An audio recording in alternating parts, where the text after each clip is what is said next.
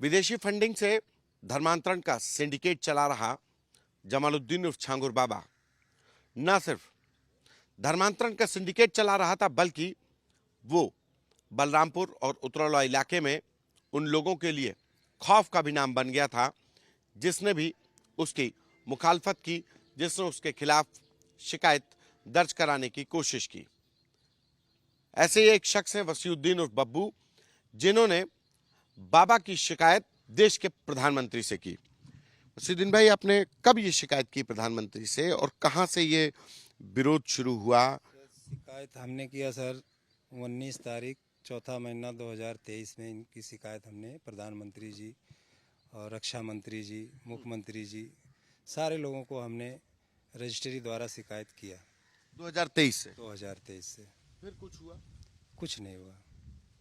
क्या ऐसा हुआ? आपने तो वो मकान बनाया, आपकी अपना घर कंस्ट्रक्शन है, और आपने तो बाबा की वो जो कोठी आज मलबे में तब्दील हो गई और वहाँ पे तबेला, हॉस्पिटल, बाउंड्री सब कुछ बनाया। फिर वहाँ पे कैसे शुरुआत हो गई कि कहाँ आप उसका मकान बना करके करोड़ों रुपए का ठेका हो रहा था, फिर झगड़ा हो गया? सर इसकी ये बहुत बड़ा जालसाज था, रहने वाला यहीं का था, लेकिन मैं इसे जानता नहीं था। 2019 में हमारे ऑफिस पे आया, इसने कहा हमने कुछ ज़मीन खरीदा है दरगाह के बगल में, हमें उसकी बाउंड्री करवाना है। हमने कहा कर देंगे। 16 लाख रुपए में हमारी इसकी बाउंड्री का काम का तय हो गया। काम हमने शुरू कर दिया। उसके बाद ये नक्शा बनवाया तबेले का, इसने कहा तबेला भी मुझे बनवाना है, उसका भी हमारा अनुबंध हो गया, तबेले का काम शुरू भी हो गया। उसके बाद फिर एक रिहाइश बंगले का भी इसने नक्शा बनवाया, उसने कहा ये भी मुझे बनवाना है। ये सारे काम हमसे सिर्फ स्ट्रक्चर के अनुबंध कराए, स्ट्रक्चर का रेट लिए, हमने काम शुरू करा दिया। शुरू कराते कराते इसके और 2 शोरूम के काम आए। इसने कहा तबेला भी रोक दो, बंगला भी रोक दो, पहले हमारा शोरूम कंप्लीट करो। शोरूम को कंप्लीट करके हमने 2022 में इसको पोजीशन दे दिया। ये कौन से शोरूम थे, कहाँ, किस नाम से खोले गए? ये एक शोरूम है बाबा ताजुद्दीन हसनी हुसैनी और एक शोरूम है आसिफिया। अच्छा, 2 शोरूम इसने आप ही ने बनाए उसको? हमने बनाया। उसके बाद फिर तबेले को कंप्लीट कराया इसने, हमने इसको पोजीशन दे दिया। तो इसने कहा आप मुझे अस्पताल में कन्वर्ट करना है इसको। तो हमने कहा हमारा अनुबंध तो इतने का तबेले का हुआ है। तो बोला तुम्हें पैसा मिलेगा, हम पैसा दे रहे हैं, तुम काम करो। हमने काम करना शुरू कर दिया, दिया भी हमको इसने कुछ पैसे। साथों साथ बंगले और तबे अस्पताल के दोनों काम शुरू हो गए। काम कंप्लीट हो गया, होने के बाद हमने इससे जो है पैसे की बात कही, तो इसने करीब 1 महीना टाल मटोल किया, अभी नहीं है, बाद में देंगे, हम नागपुर जा रहे हैं, मुंबई जा रहे हैं, हमारे जो है मुरीद लोग वहाँ इंतज़ार कर रहे हैं, हमारा जाना बहुत ज़रूरी है। उसी बीच एक संचित नाम का आदमी इसके पास काम करता था। काफ़ी दिन से उसको जो है धीरे धीरे पैसे का लुभावना दे करके अपने जालसाजी में फंसा रहा था। एक दिन इसके ऊपर प्रेशर बनाया तो वो आकर मुझसे शिकायत करने लगा कि भैया देखिए ये छांगुर बाबा, नीतू और नवीन कह रहे हैं सनातन छोड़ के हिंदू धर्म में आ जाओ, बुत पूजे में क्या रखा है, इसमें आ जाओ, पैसा भी मिलेगा, नौकरी भी मिलेगी, खुशहाल रहोगे, देख लो ये 2 लोग धर्म परिवर्तन करके आए, नीतू और नवीन राजा की ज़िंदगी जी रहे हैं। तो संचित ने इतराज़ किया कि हमारा धर्म हमको ठीक है, हम दूसरे धर्म में नहीं जाने वाले हैं। तो इसको हाथापाई किया, मारपीट किया, जिसकी सूचना इसने थाने पे भी दी उतरौला। उसके बाद नहीं सुनवाई हुई तो ये कोर्ट भी गया, कोर्ट में भी नहीं। उसका इतना प्रभाव है बलरामपुर ज़िले में, कोई अधिकारी उसके खिलाफ नाम भी सुनना पसंद नहीं करता है। हम जमालुद्दीन छांगुर बाबा का इतना प्रभाव था कि कहीं कोई सुनवाई नहीं। प्रभाव इतना था कि जहाँ तक मुझे जानकारी है कि एसपी आवास में इसका रहना होता था। मतलब एसपी बलरामपुर? जी, ये कौन 2000 एसपी था उस समय? उस समय राजेश सक्सेना जी थे और नम्रता शुक्ला जी थी जो एडिशनल एसपी थी। नम्रता श्रीवास्तव जी। अच्छा। समझ लीजिए कि ऐसा लगता था कि एसपी ऑफिस का मालिक यही है, जो ऑर्डर करता था। जितने ऑर्डर हमारे खिलाफ किया सारे मुकदमे लिखे गए, चाहे वो कोर्ट से हो चाहे वो थाने से हो, और हमें जेल भी भेजा गया। हम जेल भी काट के आए, 307 भी हमारे पास ऊपर लगाया गया उस वक्त।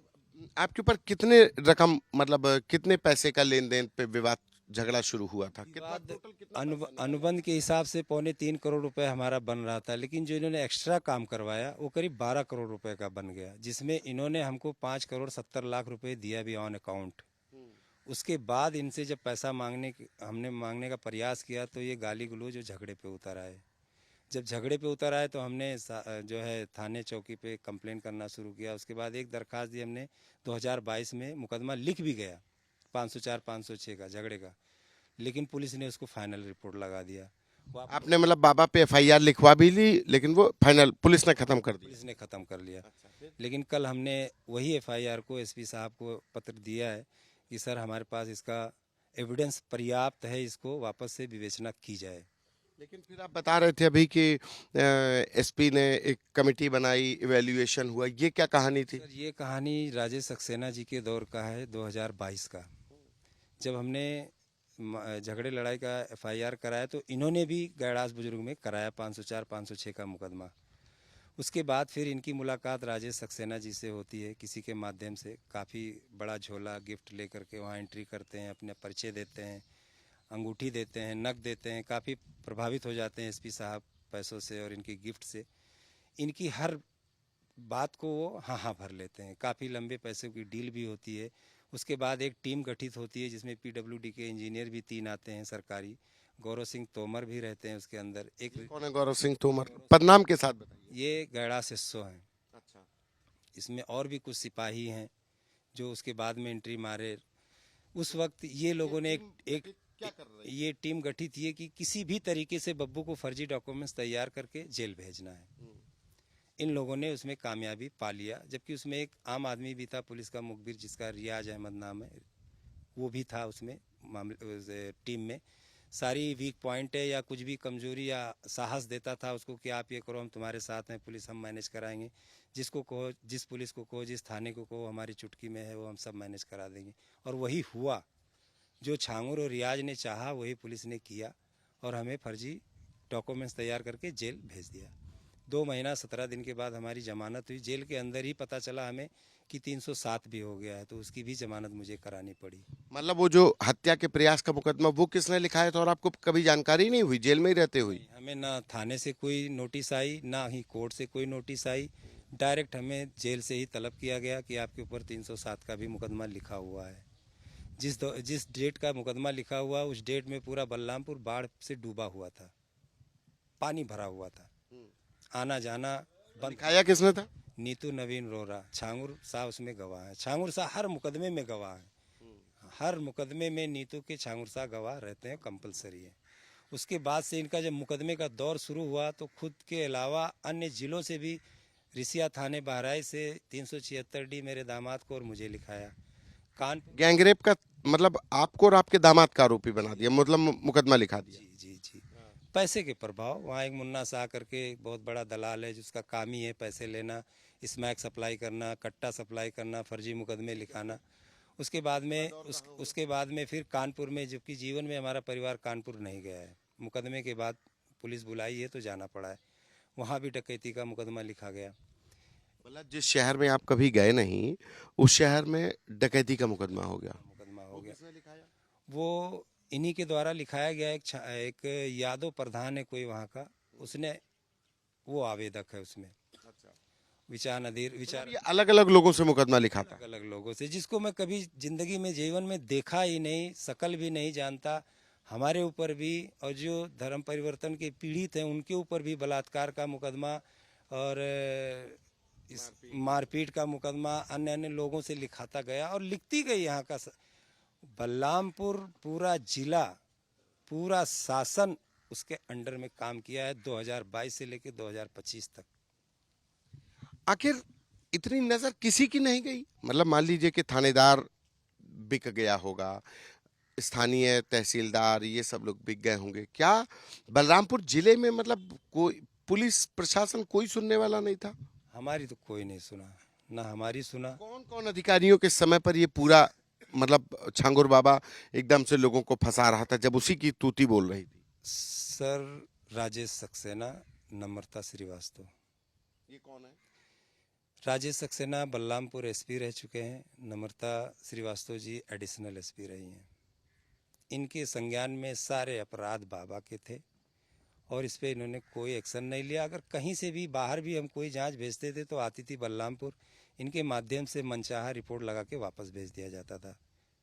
मतलब आपने पहले भी शिकायत की है प्रधानमंत्री से? शिकायत किया हमने, इतना शिकायत किया है कि मैं कागज़ भूल गया हूँ, हज़ारों कागज़ होंगे हमारे पास, एक भी कागज़ का रिप्लाई सही नहीं आया।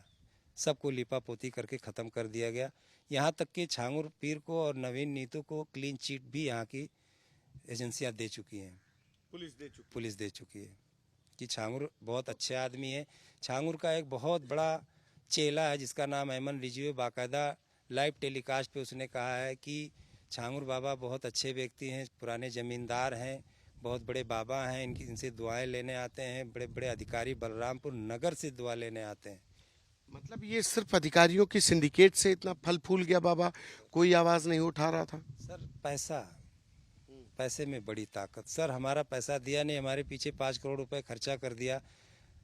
बाराबंकी में 25 लाख रुपए की सुपारी दिया बब्बू को मरवाने के लिए। बहराइच में 14 लाख रुपए की सुपारी दिया ट्रक एक्सीडेंट कराने के लिए। उसी बहराइच में स्मैक डीलर से बात किया, उसको पैसे दिए, उसके सबूत भी हैं, अगर पुलिस जांच करेगी तो सारे रिकॉर्ड मिलेंगे। स्मैक हमारी गाड़ी में रखवाने के लिए, कट्टा रखवाने के लिए, ये सारी चीज़ हमने उजागर किया, लेकिन किसी ने आज तक नहीं सुना। अब लेकिन एक्शन हो रहा है। अब तो योगी आदित्यनाथ जी का बहुत बड़ा एहसान है कि उनकी दया हुई हम पर, हम सभी पीड़ितों पर, कि आज इसके ऊपर गाज गिराया उन्होंने, इस जालिम और इस जल्लाद के ऊपर, जिससे हमारा परिवार और पीड़ितों का परिवार सेफ हो गया। नहीं तो किसी की बचने की उम्मीद नहीं थी। अप्रैल में 2025 हमें मारने गए लोग नहीं मिला। मैं उस वक्त बम्बई चला गया था, मेरे बड़े भाई के लड़के भतीजे की हत्या करवा दी। मतलब इसने भतीजे की हत्या करवा दी आपके? जिस लड़के ने हत्या किया, इसी के खानदान की लड़की से उसका रिश्ता तय था, शादी होने वाली थी, साठ गांठ करके हमारे लड़के को मरवा दिया।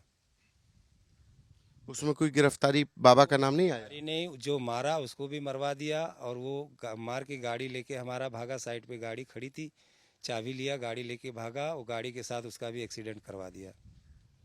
इसमें भी कोई पुष्टि नहीं कर पाई पुलिस, कोई जांच नहीं, कुछ नहीं, ना कोई जेल गया, ना कोई जानकारी हुई, ना कोई जांच हुई ढंग की। बाबा इतना बड़ा सिंडिकेट चला रहा था कि धर्मांतरण भी कराए, सब कुछ कराए, पुलिस प्रशासन सब जेब में। सर बाबा का सिंडिकेट बहुत बड़ा है। इंडिया कुछ भी नहीं है, दुबई है, सऊदी है, कनाडा है, पाकिस्तान है, नेपाल है, उसके लिए सब आम बात है। फर्जी पासपोर्ट का इस्तेमाल करता है वो। उसको जो है, एक बार पुलिस ने उतरौला में उसके पासपोर्ट की मांग की जांच करने के लिए, उसने पासपोर्ट अपना जला दिया, बोला पासपोर्ट गायब हो गया। अब ये नहीं पुलिस पता कर पाई कि पासपोर्ट उसने कहा गुम हो गया, कहाँ गुम हुआ। उस थाने में कंप्लेंट किया तो कंप्लेंट की कॉपी कहाँ है, रिकॉर्ड कहाँ, कुछ नहीं, वो भी लिपा पोती होके बंद हो गई फाइल। और ये बाबा तो लेकिन विदेश जाता था तो बिना पासपोर्ट के कैसे जाएगा? जब से विदेश नहीं गया, ये 2016 या 17 में 18 में आया, जब से विदेश नहीं गया। ये जिन लोगों को फंसा के लाया, या इसको बाबा ने फंसाया इन लोगों को, नीतू या नवीन को, या नीतू नवीन ने बाबा को फंसाया, या बाबा ने इनको फंसाया, ये अभी क्लियर नहीं हो पाया।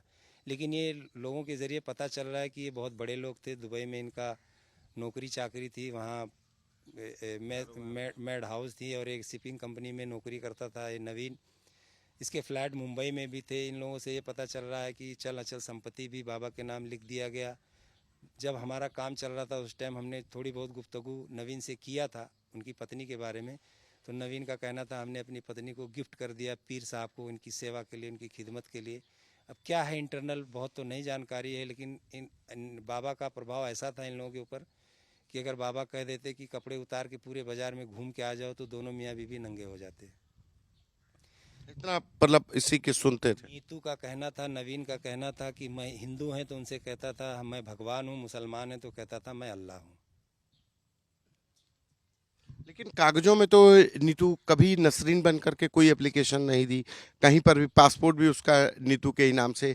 लोगों ने कागज में कहीं पे नसरीन नहीं बने, भले ही धर्मांतरित कर लिया। सर लेकिन यही तो बात है सर, इसकी जांच क्यों नहीं हो रही? ये कागज मैं 2023 से दे रहा हूँ कि ये हाई कोर्ट से अपना एफिडेविट बनवाया है कि हमारा नाम नीतू से अब नसरीन हो गया है, हमें नसरीन से जाना जाए। लेकिन नसरीन के, नीतू के नाम पे आईडी इनके है, नीतू के नाम पे तमाम रजिस्टरियाँ हैं, नीतू के नाम पे कई मुकदमे हैं, नीतू के नाम पे सारे कार्रवाई हैं। तो डॉक्यूमेंट्स का हेर फेर छांगुर का भी है, नीतू का भी है, नवीन का भी है, सारे लोग का है।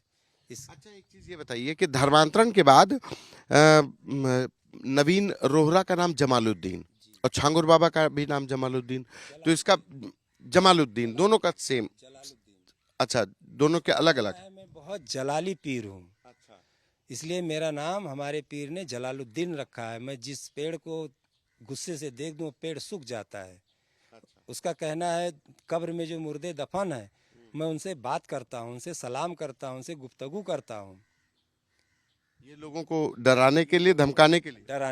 डराने के लिए उसको कुछ नहीं, अगर उसको इतनी जानकारी होती तो आज शायद वो पुलिस के गिरफ्त में ना होता और उसका वो जिहाद खाना बुलडोजर से शहीद ना होता।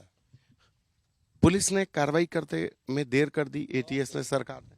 बहुत देर कर दी साहब, पुलिस की कार्रवाई देर इतना कर दी कि उसकी देरी में हम बर्बाद हो गए, रोड पे आ गए, सारी संपत्तियां हमारी बिक गई, हमारे ऊपर हजार तमाम मुकदमे लद गए। हमें इस तरह कर दिया है कि समाज में हम कहीं मुंह दिखाने लायक नहीं रह गए। ये सिर्फ प्रशासन की लापरवाही है, शासन की लापरवाही है। अभी आपके ऊपर कुल कितने मुकदमे दर्ज थे और कितने मुकदमे पुलिस ने खारिज कर दिए, जांच में फाइनल रिपोर्ट मतलब झूठे पाए गए?